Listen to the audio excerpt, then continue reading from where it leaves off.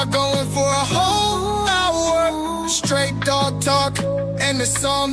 Jump on in and speculate. Show up on time, don't be weak and late. We are community, so don't hate. And learn to cooperate. What is going on, guys? Monday Bully Live. Today, we're going to be talking about calcium, how it can affect your dogs, how you could have a good-looking dog over here and turn it into something like this, all because you didn't know what the effects of calcium was and what it was that you were feeding. In order to go live with me, Mike, I need you to turn your phone sideways, bro. You're coming in. There you go. Let me go ahead and bring him in. What's going on, Money Mike? Hey, what's going on, man? Can't do it this way right here. Can't do it like that. There you go. That's perfect right there, man. All right. What's up, brother? Hey, man, we're going to dive into calcium. We're going to be talking calcium. Before we start, I do want to bring something up because I like to bring up conversations that I have with Mike a lot of times, only because I feel, it's important for me to let you guys in. So today we were having a conversation, Mike and I. And what was it about, Mike? I was talking to you about what in particular? Well, we were talking about calcium and protein and how it affects the puppies. And we were talking about teeth and and puppy development. Correct. So real quick, let me just jump up in here. Let me tell you a little something. So today, I was looking at my puppies' mouths, right? And it turns out I have 3 puppies. I have a total of 7 puppies, but I have 3 puppies that are bigger than any of the other pups, right? And 2 of those 3 puppies already have teeth. I'm talking about, you can see the canines out. You can see everything. And the one puppy that doesn't have teeth, you could see on the gum line, the teeth they want to come out, but they're just not there yet. And it is these minor observations that give you a lot of insights as to what's going on, right? And I'm going to explain to you how this has a lot to do with calcium, but it's really important to see where the puppy's teeth are because it gives you a lot of insight. First of all, if you have any puppy that is what's so-called the runt, right? And there you go. So a lot of people would say, okay, well, the smallest puppy in the litter is automatically the runt. That's not necessarily true. A runt is a puppy that got the genetic garbage, to say the least. Okay. You ever seen the movie Twins, Mike, with Danny DeVito and Arnold Schwarzenegger? Okay. I don't know if I can admit how many times I've watched that movie. All right. Well, they're supposed to be twins, and Arnold Schwarzenegger supposedly got all the good stuff, and then Danny DeVito got all the bad stuff. So Danny DeVito in that movie, he would be considered to be a true runt, okay? Just because a puppy is born smaller than the rest of the litter does not mean that puppy got all the genetic waste, okay? And one of the keys we can identify whether this is the case or not is by their teeth. Now, my puppies are, let's see, they're going to turn 3 weeks on Wednesday. I was checking out their teeth earlier today. So let's just say they're 2.5 weeks old, right? At 2.5 weeks old, say if the smallest puppy had canines all the way out and teeth ready to go, and he or she was smaller and feeble. And when I mean feeble, I mean they got thinner bone, they look sickly, they have a hard time gaining any weight, that yada, yada, yada. Then I could identify immediately that is a true, that is not necessarily a preemie. That is the true definition, okay, of a puppy receiving all the genetic waste, okay? If I had that at that point going forward, I would keep my eye on that puppy because that puppy may have to be put down. Okay. If we get to a point in time where that puppy becomes sickly again, or if within the 2.5-week period, mom is pushing him off to the side and ignoring him, this is a sign from nature that there's something wrong with that puppy, and that puppy should not be making it. Okay, that's what's really going on. However, if you have a small puppy, okay, and at the 2.5 weeks marks, you're looking at his teeth, and he's got no teeth whatsoever, and the bigger puppies in that same litter have full-blown teeth, let me explain to you what more than likely is possibly happening. Okay, and I had to explain it this way to Mike. So dogs, their uterus, they have 2 horns, right? 2 horns. So think of it as green beans, right? You know how green beans are in a pod? Okay, so think of one green bean on the left side of the horn and another one on the right side. Okay, and you notice how they are set up, they're separated perfectly. Each little bean doesn't encroach on the other one.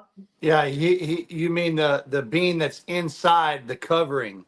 Yes, the pod, inside of the pod. Inside of the pod, they're all separate, yeah. Yeah, and they're all separated. They're not encroaching on each other. Well, in the dog world, unfortunately, because fertilization is microscopic, a sperm is microscopic, an egg is microscopic, right? Yeah, right. What can happen is at the moment of fertilization, they can be too close to each other. And as time passes and this fertilization becomes, an embryo, and it starts becoming bigger and bigger, their placenta placements can overlap. Okay. And so the first puppy that fertilized, he's got his placenta completely on mom's uterus, but his brother, who was right next to him, his placenta, half of it, happened to go on top of this guy who went first. So this guy's getting 100% nutrition as far as his placenta is able to absorb, but this guy is only able to get 50% because 50% of his placenta is lying right on top of the other puppy's placenta. What ends up happening is this puppy, the one that's getting only 50% of the nutrition, his body has to make determinations as to development and growth based on the limited amount of nutrition that it's taking in. At the moment in time that they're born, this puppy may seem so much smaller. You tilted away again there, Mike. Yeah, it's doing it on its own. I don't know what's going on. Yeah. What ends up happening is, that the puppy is born so much smaller than the rest of the litter that you then have to go into these little signs. One of the strongest signs that I go after is the teeth, in order to determine if it's a runt, which is a puppy who received nothing but the genetic garbage, or if it's just a puppy whose placenta, he had the bad luck that his placenta overlapped another pup's. If that's the case, then that puppy, even though they're born tiny, that's why you hear so many stories of, I always get the run of the litter and they end up being the biggest puppy. Well, in reality, it's actually very beneficial to be born smaller like that. And I'm going to tell you guys why. You guys are aware that large breed and medium-sized breeds, in particular bully breeds, suffer quite a bit from soft tissues. When I say soft tissue, I'm talking about cartilage, ligaments, right? Tendons. What I mean by that is they have a tendency for the bone to grow so much faster than the soft tissue is able to grow. So basically the bone outpaces the soft tissue. The soft tissue's blood supply Soft tissue does not have a vein, an artery going straight to it. Instead, soft tissue gets its nutrients through diffusion, which is a much slower rate of being able to absorb those nutrients. And therefore, if you don't know the exact amount of calcium that you need to be feeding your pups, you can do one of two things. You could either trigger, here, I'll use this as an example. You give me a second. This will be a perfect way to explain it. So what you can do without knowing, of course, is you could trigger rapid growth of the bone if you're feeding too much calcium at the wrong time. Keep in mind also that calcium, there's a particular formula between calcium and phosphorus. If you're giving too much calcium, you're not going to have enough phosphorus and you're going to run into trouble. We'll talk about that a little bit later. Now, the other problem you can have is if you don't have enough calcium or a way to absorb it, then your puppy can have soft bones. This is when you start seeing dogs that are bow-legged. Dogs shouldn't be bow-legged, right? They get something that's called rickets, right? And, there's really no correction to rickets, I guess, except maybe surgery and braces. If you're able to catch it soon enough, maybe braces. And also nutritionally, you're going to have to give, a 1-to-1 or even 2-to-1 calcium to phosphorus ratio, right? With other minerals and vitamin C in order to be able to absorb, and hopefully you're able to correct. So I said all that and gave you all that backstory because I'm currently I currently have a litter and we're about to go into MUSH, right? You guys know I've made videos on MUSH. I've made videos on raw diets, on barf diets, so on and so forth. But here's the beauty, at least the way I see it, here's the beauty of what I do. And that is you need to constantly be learning or you need to be trying new things. Let me give you an example. You guys well know we spoke about months back about genetic triggers, right? And we spoke about how inflammation, right? This right here, here we go. This right here is a genetic map, and you're going to see little colors, right? Greens, blues, and reds in specific locations for American bullies in order to maximize whether it is bone girth, head size, yada, yada, yada. However, if you look over here on this listing, it's showing you the different pathways that are being used, right? And if you remember at the time, I even made a list of it, okay? The one thing that's going to trigger genes off and on have everything to do with inflammation. Inflammation is going to be an immediate trigger to the body, to the brain, better yet, and to the genes to shut off, because obviously something is growing either too fast or disproportionately. And therefore, inflammation is one of those things that will actually stop your dog from possibly even maximizing its size, right? But you guys well know that I have countered inflammation. If you follow what we've done it many a times. Coconut oil, ginger, garlic, right?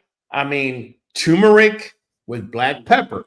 Why black pepper? Black pepper so you could absorb, or the puppy can absorb, the most amount of the turmeric possible. However, I said all that to let you know why it is I test things out. And that is, there is no study out there by universities. I mean, I went to, Colgate University, which is really big on studies on dogs and whatnot. I went to different universities. no one has really done a study on turmeric and puppies, right?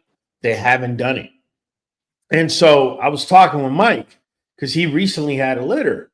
And I was like, hey, man, like, have you been feeding them turmeric? If you have you seen any negative or positive effects? So on and so forth. Because unfortunately, what we do as breeders or even as pet owners, right? A lot of times it is rather unfortunate, but it isn't the mainstream industry's best interest to help breeders that are making healthy dogs that don't need to be going to the vet, getting all these shots and, getting all these things. It's not in their best interest.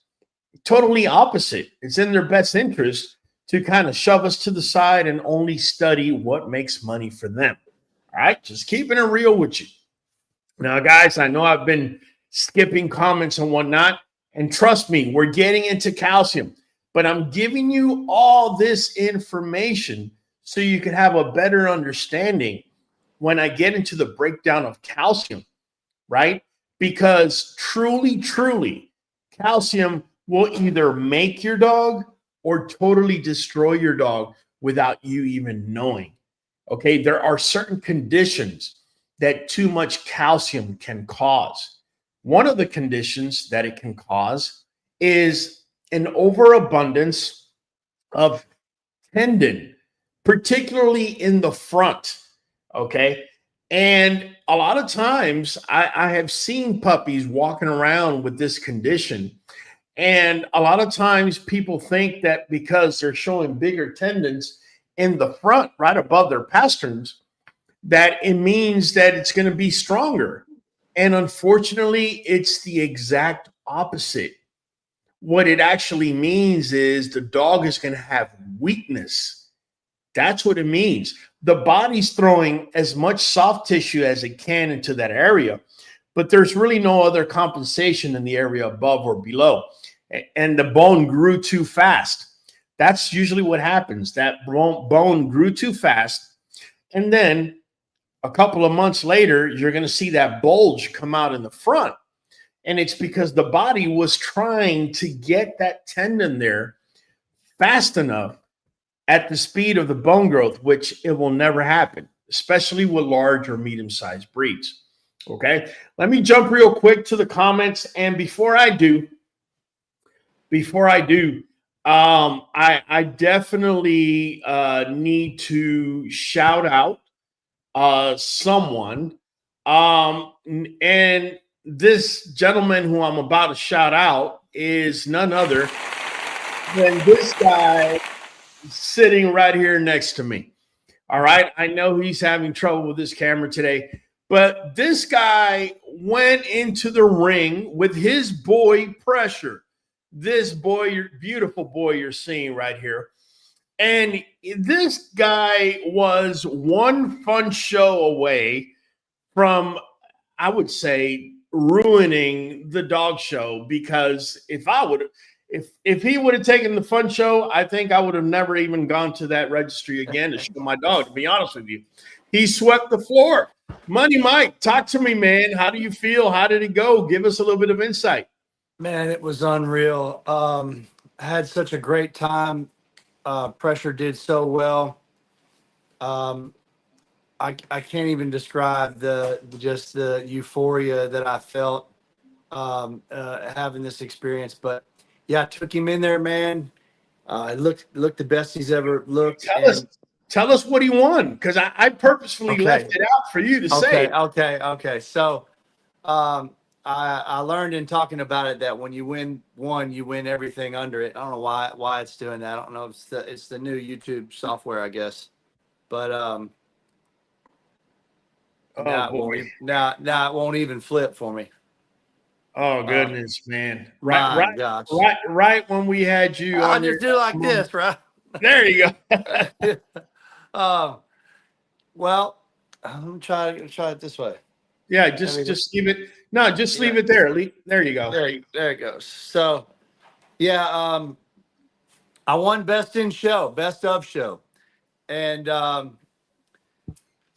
as many people well know, that best of show is something that XLs don't win very often. And for those people that don't know, best of show. So after you win first, and then you win best of winners, and then you'll win best of breed against other dogs of your breed. And then at the end, you'll go up against every breed of dog that's being showed that day in the ring at the same time. And if you can win that, that's best of show. And XLs being bigger dogs, we just don't win the best of show very often. Usually the smaller breeds are cleaner and known for having more of their breed type, and usually take the cake, man. But Pressure went out there and looked as best he's ever looked, and showed great, and we got it. So I wanna thank you. You know, you said hats off to me. Hats off to you, brother, because Pressure is 100% a QBN production, and he's been a great pillar of our program. We're honored to have him. It's been a blast to show him and take him down that road, man. It's been really cool. Well, man, I needed to congratulate you, man. I love Pressure from the day he was born. I knew when he was getting a little bigger, I knew he had to go somewhere special as he was, somebody that would show him and love him for who he is. Couldn't be happier to put him in yours and Christina's hands and your daughter, Faye. You guys did amazing. And, man, I got to tip my hat off to you, man. Nothing but love. Great way to represent Creek Bank. Great way to represent QBN Kennels, man. Yeah, shout out to my people at Hillcrest Frenchies. They did a great job on the show. It was their third annual show up here in Clarksville, Arkansas. And the first year they had a sanctioned show, and this year they had a registry called, here we go, TCBR. Oh, the TCBR. Okay. The first time I ever been to one of their shows. They did a great job. Everything was really organized, smooth running, and all that. I enjoyed it. Had a great time.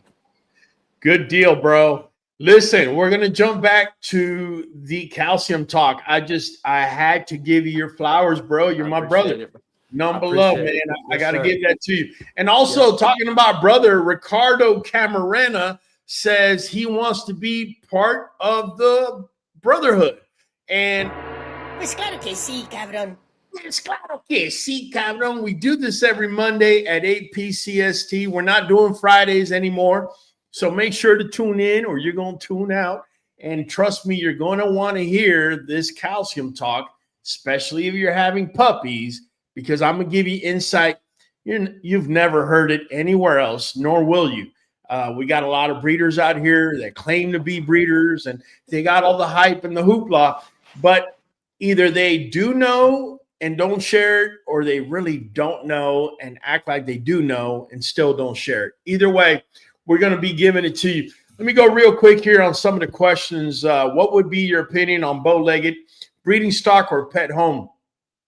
Guys, K9, if you underfed your dog on calcium and they got a little bow-leggedness, I guess you could say is breeding stock. But, marketing-wise, you're going to have one hell of a problem convincing people that that's not genetic. So that's what it is, man. Christina Higginson saying, what's up to Bruce? Money Mike is a little sideways. He needs to drink a V8, man. Guys, K9 says, are bow-legged females able to produce structurally correct dogs? Okay, so guys, K9, it almost sounds like you're dealing with a situation. All I can tell you, my friend, is I will not breed to a bow-legged female unless she was in my kennel and I knew for a fact I was a dummy that caused a bow leg. Then I would. Otherwise, there's no way in hell you're going to get me to buy a puppy off of a litter. I don't care if the legs look straight. Not happening, right? There could be other things that could be happening genetically, right? Right now, we're just keeping the conversation on calcium, right? Caleb Weddle, my brother's from another mother's. What's up, Caleb? Nothing but love, man. Caleb Weddle, all the way out there. He does Tuesday night Dog Talk with my dude over here, along with Miss Amanda James Nixon and Bruce Lang, who you see here as well, every first Monday of every month, unless they got to work. Yeah, unless they got to work or something's going on, right? They also, his wife Nakia had thrown her first ABKC show the same day that I won and swept the show down here. They did their thing down there in Alabama, and everything went great. We're super proud of them. Good stuff. Definitely. Yeah, everything went great. Adam Fields, you know, another one of our family members and been on the show forever. He's went down there and did his thing with Flex. Yes, he did. And before we get too far from it, I wanted to say my wife and I were honored to be able to hand out an award for the men's stack off in honor of Trayvon Mobley, and Hillcrest Frenchie did a great job of setting that up. They actually we sent them a picture and they had framed for us of Trayvon, and we were able to give a little speech and hand out the award, and it was really nice, man. Trayvon Mobley forever in our hearts, man. Yeah. I will also say I saw Theo Fawcett representing BEK as well. He did well with the female he had over there. BEK is coming on strong, man. Yeah, I think Adam got 2 majors, I think, with Flex. Yeah, and the Fun Show got the best dog in Alabama, I think. Yeah, he's cranking it, man. He's cranking it. Old little Adam Fields, you know, back in January, you know, all hidden, nobody would hear him, and now you know, he walking around making sounds with a pep in his step. That's right. I'm just loving it, man. Yeah, we're proud of him. Hey, I got to jump back on this, man. Ricardo Camarena says, got my membership like I said I would last week. Let's go. If you don't have one, get it. I'm willing to be getting mentoring upgrades soon. Thank you, brother. Nothing but love. Guys, when you pay $5 membership for a month, we're going to have a one-on-one conversation. If you have this little symbol by your name, I'm going to answer your questions before the live is done. Not only that, if you ever have an emergency or whatever and you need to text me, you know I'm going to be there for you. Not only that, we also offer mentorship. So if you feel that you need mentorship, you're new, or you're even going to be picking litters or whatnot, we do one-on-one FaceTime. Just throwing that out there. Let me catch up here and let's get into the calcium talk. So I was mentioning earlier that I got 3 of the 7 pups of the 3 of the 7 pups are bigger. Now you got to keep in mind that in this particular breeding, I have. Let me show the breeding so people know what I'm talking about, right? So what you're seeing here. Hold on, let me take the comment down. Okay. What you're seeing there right here, my female girl, she is NI in the IGF-1. And that boy over there on Michael's side, that's Hector Eloso. He is double N on the IGF-1, right? So the IGF-1, and I've said it here before, it's nothing more than the mammalian growth hormone, right? So if we know that he's double N and we know that she's NI, if I sit here and watch my marker not want to work for me, and if it doesn't, then it doesn't. There's nothing I can do about that. All right. So let me just let me do the quick math for you, so you guys could see that what we're talking about turns out not 100% of the time, because we all know that genetics can sometimes not be exact, but we do know that genetics is probabilities. So if the father is NN, sorry about this, I'm trying to take it off, but it's not coming off for some reason, right? And mom is NI, then coming into this breeding, we knew that, hope y'all can see it. We knew okay, we knew that we were going to have 50% of the litter NI and 50% of the litter double N, right? So I'm not 100% sure because Embark has not come back yet. But if 50% of the litter is supposed to be double N, my best guess is that the 3 biggest puppies out of the 7 pup litter are going to be double N, and the other puppies are going to be NI. We know at minimum they're going to be NI, okay? And that's why they may be smaller, okay? I could be proven wrong because there's a developmental factor, and that's when I was talking to you about the overlapping placenta. That's a developmental factor. That is not a genetic factor, okay? And that's the reason why we're looking at teeth, okay, at roughly 2.5 weeks, because if the smallest puppy had, full-blown canines and teeth were out and he or she was feeble, then I know it's a genetic issue and not a developmental issue. If that tiny little puppy, if the teeth haven't come in and it's not feeble, and you've noticed that it's grown since it was born, then it's a developmental issue, which is a lot easier to fix, because when the puppy was inside of the womb, they were only getting 50% of the nutrition that they were requiring. But now that we're going to be going into MUSH, I can give them everything they need. That's not going to be an issue. Now, that doesn't mean I'm going to give them more than they need, because that's when you're going to run into big problems too, right? So giving too much is a problem. Giving too little is a problem. So when I got into medical school, when I was becoming a nurse, I was told by a doctor once, you got to think of the human body as a gasoline gauge, right? You know how when you have a gas gauge, you don't want it to be all the way in empty. You want it to be all the way in full, right? But in health, it doesn't work that way. If you're all the way in empty, that's bad. If you're all the way in full, that's bad. But if you're in the middle, that's where you want to be, right? And I don't know why I just brought that up. I kind of just slipped my mind, but I just want you guys to have the understanding that you don't want it to be too much one way or the other. You want it somewhere in the middle. Oh, I was talking about the feeding. So if you overfeed a puppy and you make that gauge go all the way to full, what's going to happen is you're going to cause orthopedic issues in that pup. Those soft tissues are not ready to take on the torque in the bone growth and mass that you're going to be adding onto the puppy, okay? If you put it on empty and you underfeed the pup, then you may end up with rickets because it doesn't have the calcium it needs to make the appropriate amount of bone, if that makes any sense. So you want to have it where you're feeding as much as that puppy is developing, okay? There is a sweet spot.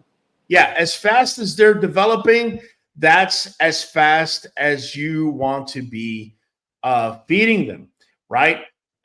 Keep in mind, like I said earlier, calcium will trigger bone growth, okay, in medium to large size breed. And it could also trigger issues with joints. One rare issue that it can trigger with joints is transforming joints and soft tissue to bone. Okay, so it doesn't allow the joint or cartilage or tendon to grow enough, and it kind of puts it in the back burner while the bone is still growing. So it kind of just exacerbates the problem, right? Well, let me ask you this before you go any further. So we have a ratio for putting together a raw diet per the weight of the puppy. Yes. So we determine by the dog's weight how much protein it needs and everything else. Yes, but a puppy. Do you on a puppy, do you calibrate that in the same way with supplementation like calcium and things like that according to weight? Or let me answer. The what I've spoken about on raw diet and barf diet does not apply to puppies. Right. They require much more caloric density, okay, and certain things which we're going to talk about here that the adults don't. This is why you by the time your adult is a year old, you could feed them one time a day, you're good to go, okay? But puppies, on the other hand, they need to be fed more than once a day. Otherwise, they're going to wither because their growth rate, they're going through a super fast stage of growth, if that makes any sense. So when we say 3% is maintenance for an adult, 3% is not maintenance for a puppy. You Right. feed a puppy 3% of their weight, you got to realize they're gaining weight. So if you weigh them right now and you're going to feed them 3%, you're actually underfeeding that puppy, because that his potential is to grow, right? So you must be feeding a puppy no less than 4 to 5% of their body weight. And I want to say at minimum 3 feedings a day, at minimum. Okay. The younger they are, the more frequency in feedings. Why is that? Because if you were to only feed them twice a day, say you get up at 6 in the morning and you feed them and you leave and you come back at 6 in the afternoon, what happens to that puppy? An adult dog, after about 10 hours, they go straight into the catabolic stage where they start breaking down muscle into amino acids in order to create glucose to give themselves energy, right? Could you imagine what's happening to a pup who is burning through energy super fast because it needs to grow? And, within 3 or 4 hours, if they haven't been fed, there's going to be a major issue, a shock to their system, right? And then you're going to have underdevelopment of growth. You're going to have all these other things. This is why I would never buy a puppy that I see, for example, a bow leg or underdevelopment of growth. That's pure breeder negligence. What else are you doing and you're hiding that you're not showing me, right? Also, breeder negligence, which is a lot more common than the example I just gave, is having a morbidly obese puppy where you're trying to get the puppy at 6 months to weigh 120 pounds, and then that's when you have all these orthopedic issues as well. Let me go here real quick. Sulema says Nuvet NuJoint DS helps a lot with those required balances. Absolutely, Sulema. I was actually getting to that and you beat me to it. If you go into the nutritional label on Nuvet NuJoint DS, if you look at it on the minerals, you got phosphorus, potassium, zinc, calcium, selenium, all appropriate amounts and balances. Now, that doesn't mean you're only going to feed this supplement and you're not going to feed food. You must feed food. Okay. You must feed food. But the supplement is going to help you or try and keep you from giving too much calcium or not giving any calcium at all. Also, there's a good amount of vitamin C here that allows your puppy to absorb not just calcium, but other nutrients it needs, right? Not just minerals like calcium and phosphorus, but other vitamins, proteins, fats, carbohydrates, right? So it's really important to understand that, because if you're not supplementing your pups and you're seeing puppies that have rickets, bow legs, or you're starting to notice, man, these puppies are really growing upwards really fast. They're not opening up, man. They're just growing upwards. You're doing something seriously wrong. You're probably feeding in a way that is an unbalanced diet. Please do not tell me, oh, I'm feeding such and such puppy food. Okay, for me, that's a cop-out. We've already spoken what kibble is. Kibble is nothing more than dog food that has been put through a burner. And we already spoke about vitamins and minerals, how easily they start to degrade, which, kibble is being cooked at over 350 degrees Fahrenheit. Vitamin C alone starts to degrade at 140 degrees. And by the time it gets to 350, there's nothing there. And that's part of your problem. Now, if you must feed kibble, if you're not going to feed raw because you live in New York City on the 83rd floor and there's just, it's just your little tiny room in a closet and that's all you got and you just can't do it. I get it. My recommendation is, if you're going to feed kibble, make sure is adult kibble for a large breed. This is if you have a puppy that's medium to large breed. Okay. And the reason I would recommend that, I'm not saying that's my first recommendation, guys. Please don't misinterpret me. I've always spoken on raw first, but I also understand that the great majority of you cannot do raw. A great majority of you may have three, some of you have 2 or 3 jobs and, you're trying to make ends meet, or all of a sudden, you're living in an apartment building and it's just complicated for you. I get it. If that is the case, then my recommendation for you is go with a large breed adult dog food, right? Why? Why am I saying this? Why am I saying this, Mike? Why do you think I'm saying go to a large adult size breed brand of kibble? Because almost always that I've seen, puppy kibble has too much protein. And so you're almost, just by feeding them puppy food automatically, even though it's marketed as being the right food for a puppy, it's actually a little excessive on protein, and you're going to run into problems with the soft tissue versus the bone ratio there. Close, but no cigar. You're close. You're close, but no cigar. I'm going to tell you why. Okay. I'm going to tell you why. So it's not because the protein is high, but if the protein is high, that's something else you have to factor in, and you got to reduce the protein. But that's not the reason. The reason is that puppy food, okay, is made dense. It's nutritionally more dense than adult dog food. So say, for example, you have an adult dog that's, I don't know, 1.5 years, and you start feeding him puppy food. Do you think anything's going to happen to that dog within 3 months? You hear me? Yeah, I can hear you. I didn't know if you were asking or just, yeah. I'm asking you. I don't know. Okay. So you don't want to feed an adult dog puppy food. You don't want to do that. That's the fastest way to screw your adult dog up. Unless it is a pregnant female or a lactating female, and you're just doing it for several weeks, I strongly do not suggest it. Okay. The amount of minerals, vitamins, and even caloric density is higher, okay, because the puppies need more, okay?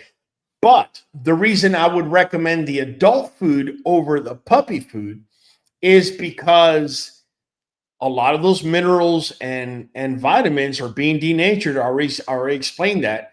But the too dense of food can also cause problems. Remember, I spoke about empty and full.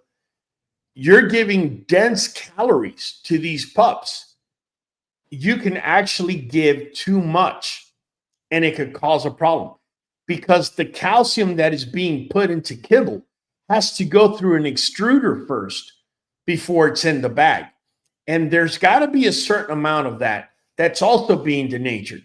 So you're going to have a puppy that's going to gain weight, but it's not going to have enough bricks, enough calcium to either build bone, or you could have a situation where they spray the calcium after the kibble's made, and you may have a situation where you're having more calcium than your puppy needs. So the way around that, and again, this is based on my findings, guys, the way around that, where you're able to keep the puppy light, yet they're still getting the nutrients that they need, you feed adult puppy food. It is less dense, okay? So what I was saying, it's more than what I said, but it's also what I said, correct? With the protein, it is too much protein for them also, right? Well, it can be, but you may find an adult dog food, for example, that may puppy food that may have a lower amount of protein. They don't all have 30 plus. There are some. They usually are, though. Yeah, no, good. The more popular ones, I would say yes. Somebody was talking about Hill Science Diet. And generally, like you said, they're not. They might be all that way, but generally the puppy foods are in the 30s, and that is really too much for puppies of our breed for sure. It would be detrimental. I have found that high protein levels will make your soft tissue weaker. Okay, that's just a fact, because protein and fat is what triggers the IGF-1 to build bone. Remember I said there's a scenario where the bone doesn't allow the soft tissue to grow because it's prioritized over everything? Well, that's what, excuse me, that's what happens when you're giving such high protein content. So you want your fat and your protein pretty close together if you can help it, right? Yes. And I'm going to talk about percentages, but really quick, Zilla's wife was talking about science diet. For me, what word can I use without saying garbage? No, I think I said it. For me, it's garbage. For me, it's garbage. And one of the reasons that it works, let me tell you one of the reasons why Hill Science diet may work in a scenario. Think about it. If you have a puppy that, say, is on Victor High Pro Plus at 30% protein, and you feed it Hill Science diet, which I think is inferior to Victor, and I don't think Victor is good at all, what happens is this is a bag of flour.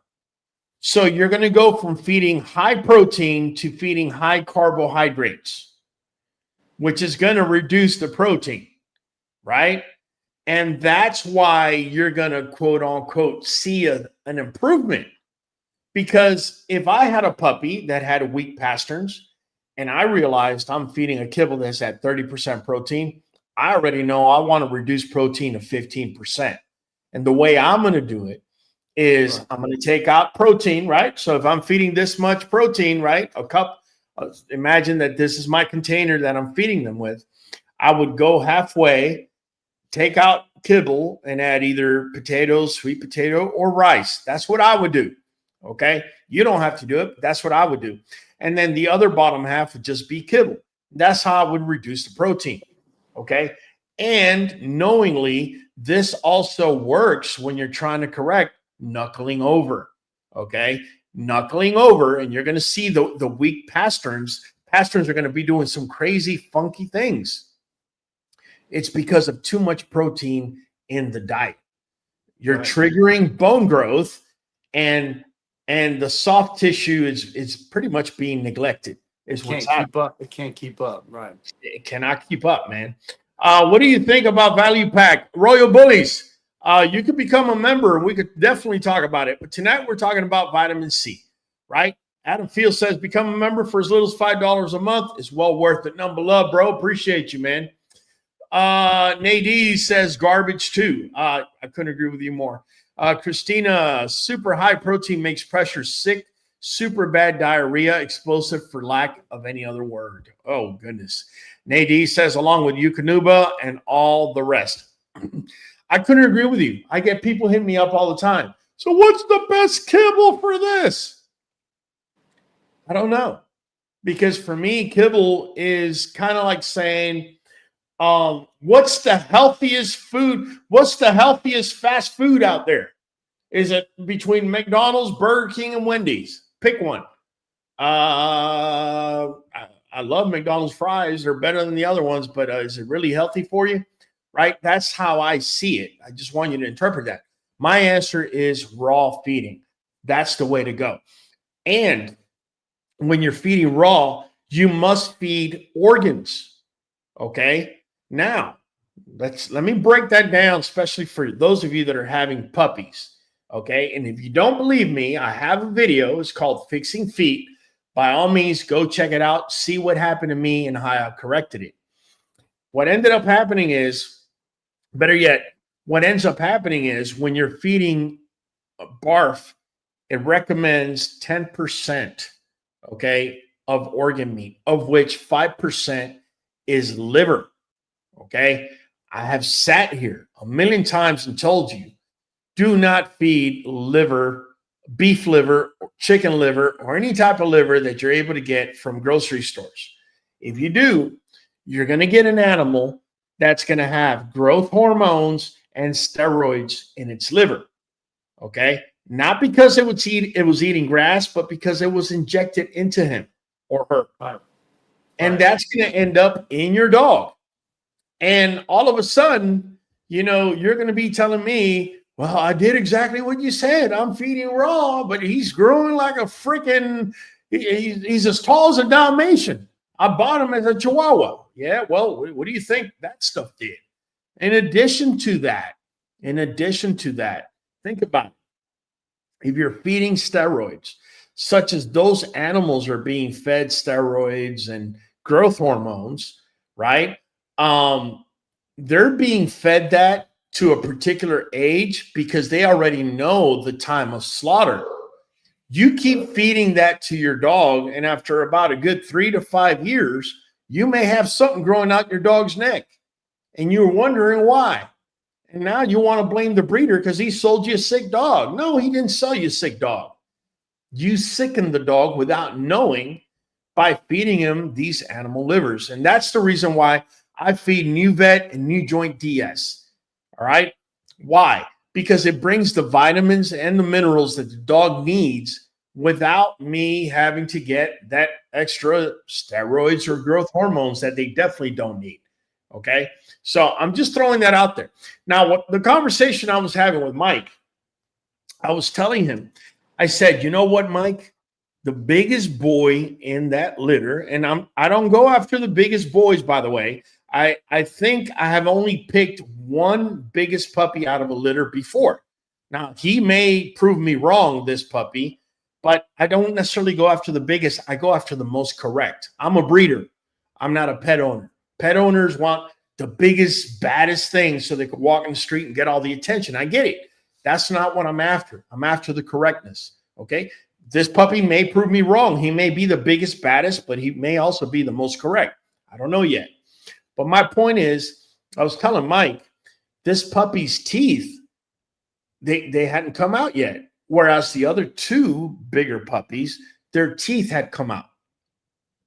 And so I told Mike, I said, these are the little clues as a breeder that if you understand what's going on, you could kind of finagle things a little bit here and a little bit there. That's all you can do. So what does that mean? Well, the fact that his teeth haven't come in tells me he's not as developmentally advanced as the other two bigger pups. That's what it tells me. Now, there's a variety of factors. It could have been that maybe he was fertilized 3 days later. That's possible. That's developmental. I don't think that his placenta was on top of anyone's because when he was born, he was the biggest. So I rule that out. I could be wrong, but I rule that out. It could also be that simply, he whenever he was in vitro, his body decided to develop his size more rather than his development. It could be a variety of factors. Okay. The point I'm getting at is the fact that he's bigger than the other ones and the fact that he's a day or two behind them tells me that once we go into MUSH, I should see a developmental spike in him and also all of the other smaller pups, which, by the way, they don't have teeth either, right? There's only 2 puppies out of 7 that have teeth, and those are 2 out of the 3 biggest. And the one biggest that doesn't have it happens to be the biggest of them all. So I'm excited about it. But it also means because of his development not being as advanced as the other 2, when it's time to feed MUSH, would it be pertinent for me to say, grab a chicken quarter, put it through the grinder, and let him eat it? Because when you're putting the entire chicken quarter, you're not only putting the muscle and the fat, there's also some joints in there, right? Cartilage in there, but you're also putting in the bone. And that's calcium, that's phosphorus. And I know for a fact that you don't feed puppies that age that amount of calcium or phosphorus. And I was telling Mike, I said, Mike, in the gray wolf world, right? Great. I always refer back to that. The alpha male and the alpha female typically are the ones that eat first. Typically, the way it works is Once the mom has had the puppies and they're old enough, she's going to run out. She's going to go eat. Dad is the one that's going to really fill, come back, and regurgitate. You might also get an older adult, maybe dad's dad, if he's still part of the pack. He may come back and regurgitate as well. But they're not regurgitating bone. They're regurgitating the meat, the fur, the fat, the stomach contents, but not the bone. So nature is perfect for a reason. And I'm just throwing this out there so you don't make the mistake and think, oh, well, we need to really smash in the calcium while they're small. That might not be the right approach. Okay. There's a reason why, wolves out in the wild can't break bone until they're about 3.5, 4.5 months old, and the second set of teeth come in. That's when they can break bone. Because when you overfeed an adult calcium, no big deal. They poop it out. They get rid of it. You'll see it in their droppings because it'll turn white, right? But for puppies, they're not ready for all that, man. And their body is in a different process of growth, right?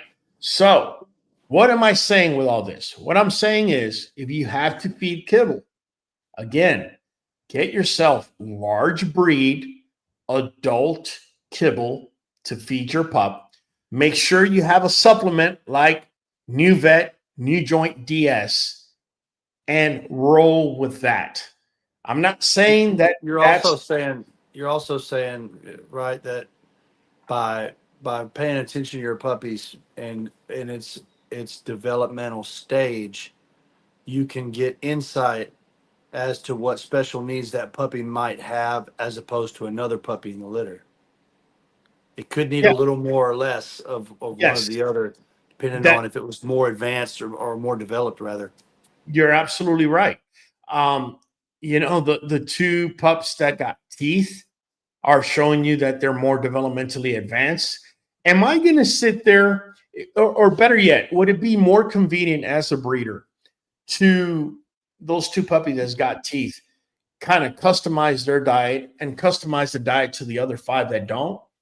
Or would it just be more effective to just reduce protein to 15%, right? Let everybody get teeth and slowly implement whatever I'm going to implement from there. I could tell you already, I'm going to be doing the second thing. I'm just going to reduce protein to 15%, let everybody's teeth come in, and as we're going forward, I'll implement other things, right? Right. That's what I feel happens to be the most effective. That's just my approach. Let everybody catch up. Yeah, let everybody catch up. Let everybody be as even keel as possible. And once they are, we're going to go forward. Now, that doesn't mean that I'm going to be grinding bones for them. I'm not doing that right then and there. Right. What may happen by the time they hit 6 weeks, 7 weeks, they may get ground bone with ground meat, maybe once, maybe twice a week. Okay, but not every single day. That's how you ruin a dog. You don't give them that every single day. Puppies are not meant. They could go from having constipation. You could end up in the scenario, like I said, where the body prioritizes the growth of the bone over the soft tissue, and then you start seeing lameness. You might see him limping.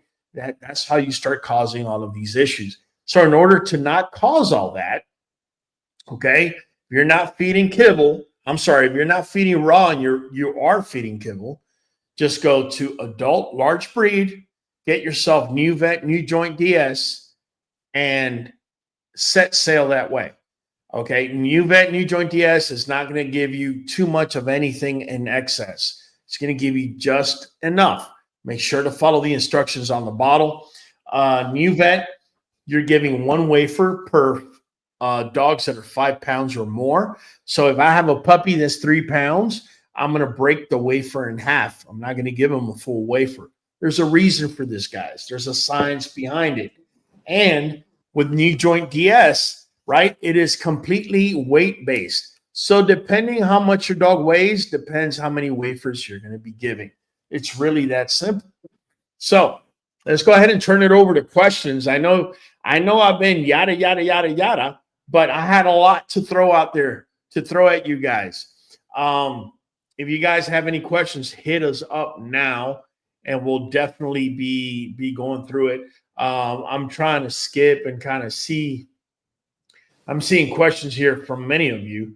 So let me ask an off the wall question. So when a mother has just had pups, you keep her on a steady feed of calcium. It was recommended to me to give the mother 1,000 milligrams of calcium through Tums a day, and that was just for her weight. I guess that's what he recommended, 1,000 a day. But my question is, that's for milk for her, but is it also do the puppies get any of that? So that, is that calcium she's taking? It's obviously for lactating, but is it also for giving bringing up the calcium levels in the puppies? Okay, excellent question. First, let me just tell you this. Whoever told you that, I hope they were telling you along with feeding kibble or feeding raw with bones. The reason I say that is because 1 gram, which is 1,000 milligrams, is too little to feed a mama dog for medium-sized, large-sized breed that is actually nursing the pups. An adult dog alone is going to need anywhere between, I want to guess, off the top of my head, 1.6 grams to 1.8 grams a day of calcium. They need that. And that's without nursing a litter. So if you were to nurse litter, I would not eliminate the possibility of needing up to 3 grams a day, maybe even a little bit more, depending on the litter size as well. Do the puppies get that? Absolutely, they get that, Mike. Yeah. Yeah, the puppies definitely get that. Well, I think what I was told is that each Tums is 500, and that two Tums a day was what was recommended for the mother. I'm not saying that would hurt. In no way, shape, or form would I ever say that would hurt. In fact, it makes sense. She's going to need an extra gram. I just think an extra gram is too little. I think she's going to need more than that, is what I'm trying to say. I'm not saying that was a bad strategy. I just think it wasn't enough. Not enough, yeah. Yeah. And yeah, the puppies are going to be, absorbing that. The problem you have is, so let's do quick math so you could see the shock when they go into mush if you don't know what you're doing.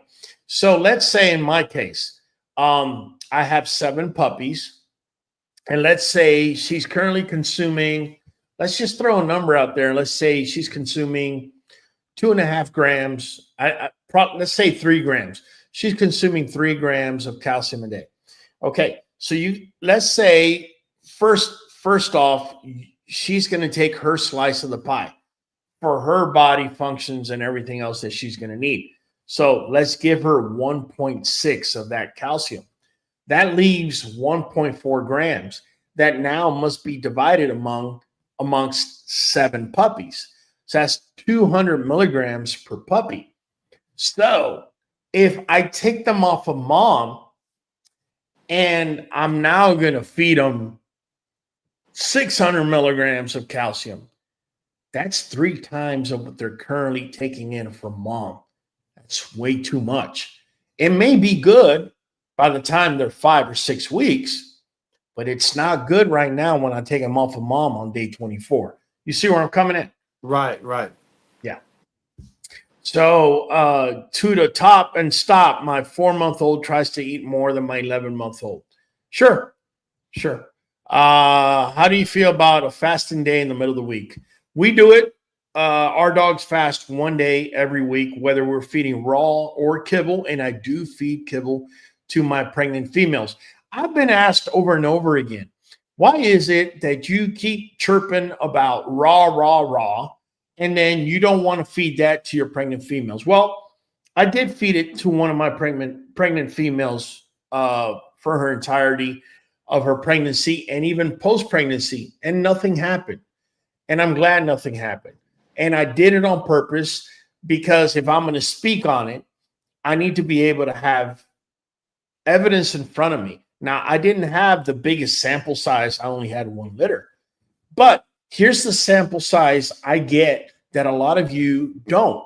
And that is, on a weekly basis, I may do anywhere between 10 to 20 consults.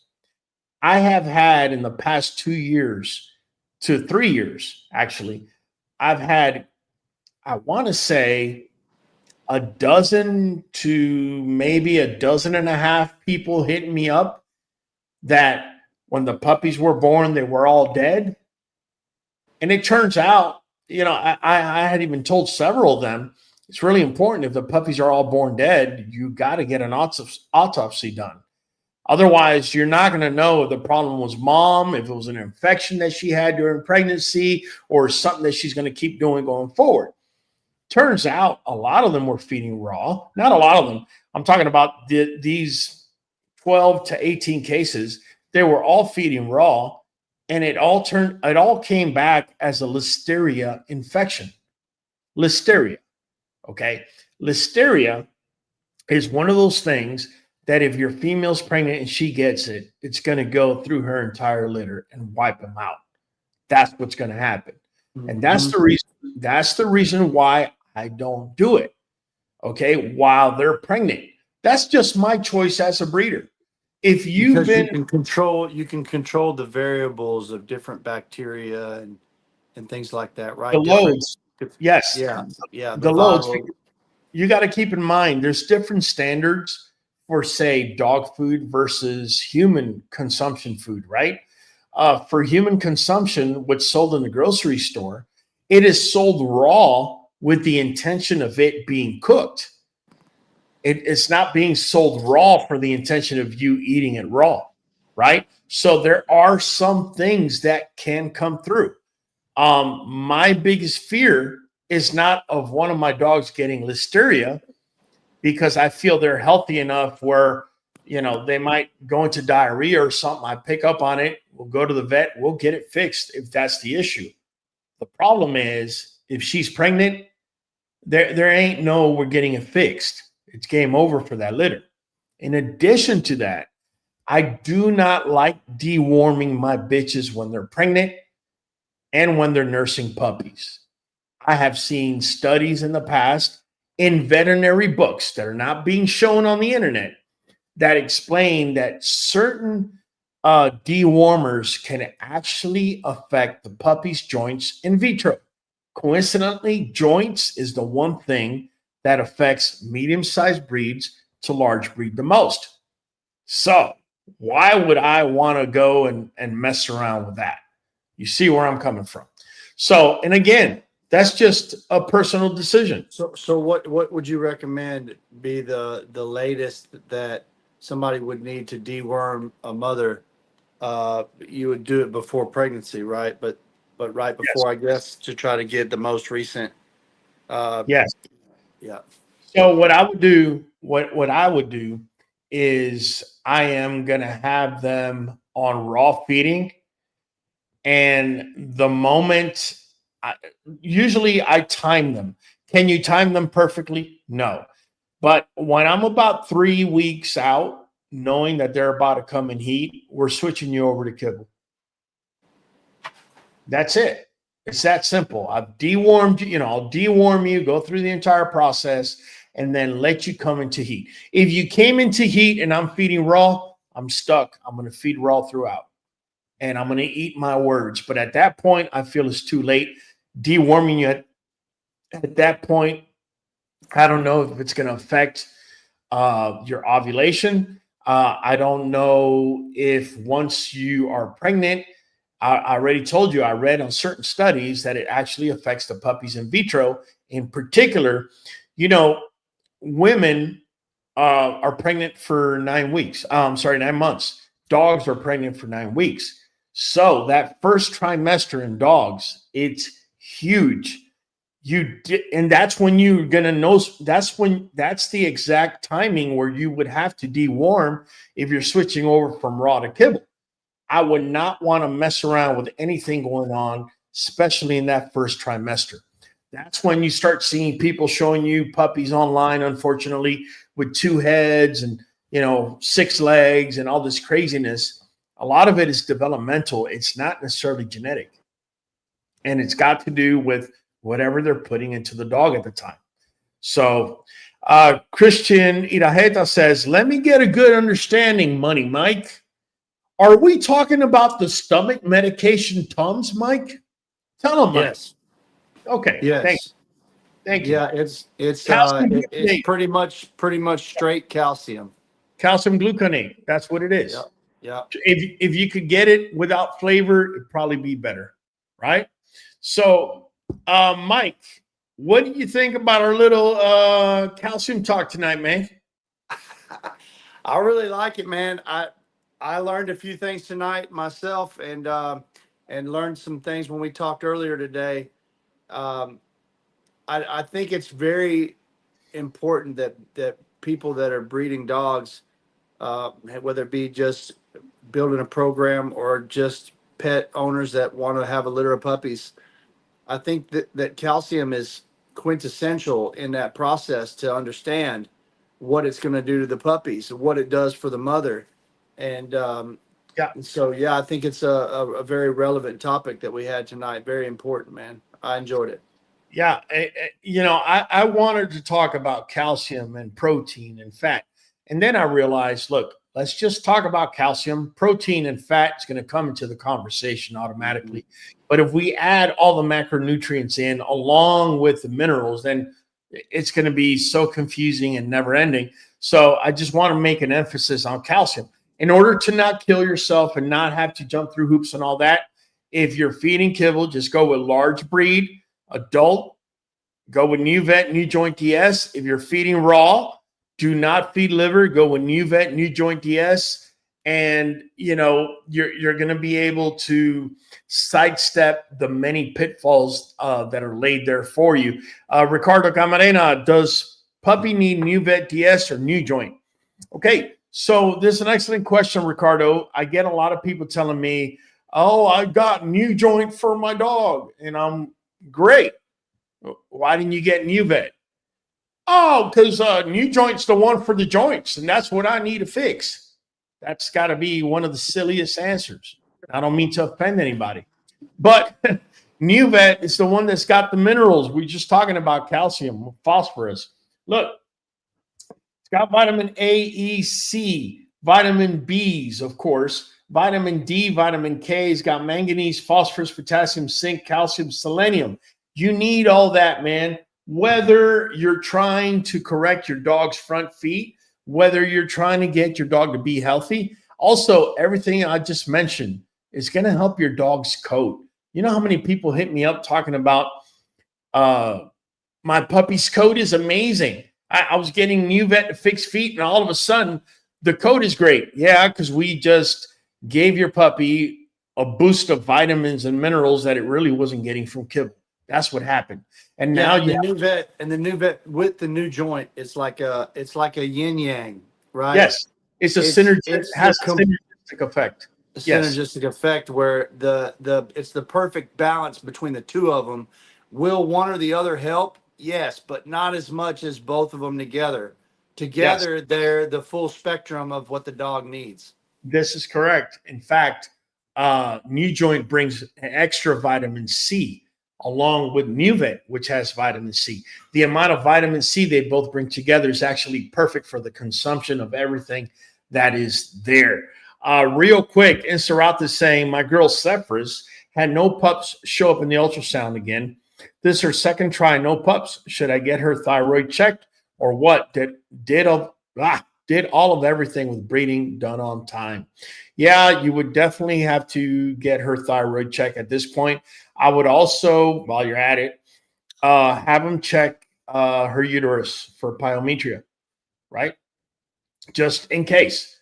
People tell me, oh, but my dog is clean and this and that. I get it, but sometimes you could have an overlapping vulva which can cause UTIs and cause more bacteria to be around and ends up in the uterus. Or your dog simply squatted down, and she squatted down a little too much, and there was a little bacteria that was able to hang on, and now you have an entire problem going on. I'm just throwing that out there. My wife had asked a question earlier that we missed. It was the reason she asked is because we were asked today the same question, and I think a lot of people know, but I still wanted to hear it from you that the size of the litter can also affect tremendously the size of the puppies. Oh, sure. Absolutely. So if you had a 4-pup litter, they're liable to be little fat suckers more likely than if you had 15 pups, because 15 pups, there's barely room for all of them in mom in the first place. They can't be very big, not as big. And we had that come up today, and she was asking if the size of the litter does affect how big the puppies come out. Yeah. Yes, that is correct. Jeffrey Crosby says Tums is calcium phosphate. And okay, so Jeffrey, let me correct you on that.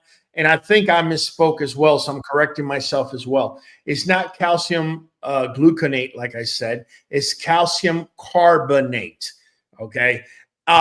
He says that Tums is calcium phosphate. Now, Jeffrey, there may be a product made by Tums that has calcium phosphate, and we both may be right. There also may be a product made by Tums that is calcium carbonate. Okay, but you're saying, but giving a dog calcium premature during pregnancy can cause them to go into premature contractions, which lead to labor. This could be true. And the reason I say that is because I have said in my videos, when make sure to have Tums on board, because females like to take a break, right? Sometimes it could be a 3 or 4 hour break. You want to hit them with Tums. Make sure they're not going into eclampsia. And eclampsia or preeclampsia is when the calcium stores have been depleted. You got to realize that muscle contraction uses calcium. Okay, that's one of the minerals it uses in order for it to contract. So if a uterus uses up the calcium stores on the body, it's not going to be able to contract as effectively to get rid of the pup. And therefore, that's why I recommend that. So I'm glad he brought that up so we could clear that out. So don't want to use it before the birthing process, but if they get stuck in the birthing process, it's a good thing to bring in. Yeah. Yes, you want to make sure they have enough calcium. Adam Fields, no Hollywood. Yeah, listen, guys. Unfortunately, Hollywood, we barely were able to speak today. His area, for whatever reason, the towers are down. He's getting no communication and barely any communication and no internet. That's the only reason he's not live with us tonight. He's definitely going to be here next week. I'm glad you guys are asking for him, because that means, my dude has definitely connected with you guys. So I really, really appreciate that. Let's see. Camarena, look at you, man. You just became a member. He's talking about spin the wheel. Who's the lucky one, Raul? Look at you, man. All right, man. Let's get some wheel spins in here, Mike, because, this calcium talk, it reminds me of myself a little bit, the way he's always wanting to know about this wheel. Right? All these degenerate gamblers, man. I'm telling you. Degenerate gamblers. All right, hold on. Let me set it up. It's nice and set up. And let's see. Money Mike, I'm going to let you pick out a name if you can remember one off the top of your head of whatever comment. If not, I'll just go ahead and jump in. I know you can't see the comments on your end. I can't, but let's give our new member a spin. We had a new member tonight. Oh, look at that. Ricardo Camarena. He's the one asking for the wheel, and he's the one that's going to get the spin. Let me get all this thing out the way here. Here you go, Ricardo Camarena. If you do win, you got to say what's up to Money Mike for this, man. Here you go. Here we go. Oh, there it is. Jesus. That wheel's oh, man. That was close. That was close. Let's see, man. Look at this. Insaratha. Shade Tree says, Insaratha first spin. All right, Insaratha. This is coming from Shade Tree. I love it. Here we go. Here we go. Here we go. Insaratha. There it is. There it is. There it is. There it is. There it is. I told you. There it is. Insaratha. Look at that. $100 Insaratha. Insaratha. Can you do me a favor and wait until tomorrow before you text Kyle so he could text me your information so I can send you $100? Or better yet, I'll make it easier for everybody. Let me just go ahead and throw my number on there. And Insaratha, do me a favor, text me your Cash App or however you want me to pay you, Zelle or whatever, and I'll definitely send the $100. I couldn't be any happier for you winning tonight. Let me see. Excuse me. Let me see. I agree. Give Insaratha a free spin. You know what, Adam Fields? You know what? I'm going to give you a free spin. How about that, buddy? Here you go. Adam Fields. Adam Fields. Here we go, Adam Fields. There it is, Nuvet. Nah, it went away. Went away. It was close. Let me see. Anybody else out here that was like super on top of things? Ricardo Camarena. We got Killer. He did a $2 donation. I appreciate it. Was trying to give somebody else a spin, just like she Adam was. did. But we've given Shay quite a few spins, man. I want to try somebody new, and let's see, man. Let's see. Oh, yeah. It's gonna have to be none other than Nadies XLs, man. Here we go, Nadies. Here we go. Free spin on the queue. Here we go. Free spin, and there it is. No. Jesus. All right, Nadies. Hey, you can't say we didn't try. Guys, that's what we got for you tonight. I've seen a couple of people talking about French Bulldogs. What's the best food feed for them? Listen, for smaller breeds, I know because I got a little Frenchie, you don't want to go be feeding adult large breed. They need, the smaller the dog, the more dense food they need because they have denser bones. Think about it. Everything shrinks. They have a good amount of bone, but it's shrunk down to a smaller space. So maybe we'll have to do a live where I talk about other bully breeds and what foods I recommend. In fact, that may just be a good live. What do you think, Mike? I think so, man. All right, so I'm going to write it down on my board, and that's what we're going to go with next week. We're going to talk about bully breeds. We're going to talk about different sizes and what I think the best foods are. All right? Listen, guys, I'm going to start it up with Money Mizike.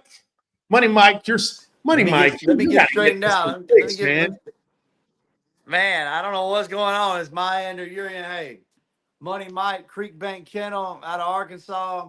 Your co-host with the most. I really enjoyed it tonight, y'all, and we'll be catching you on the next one.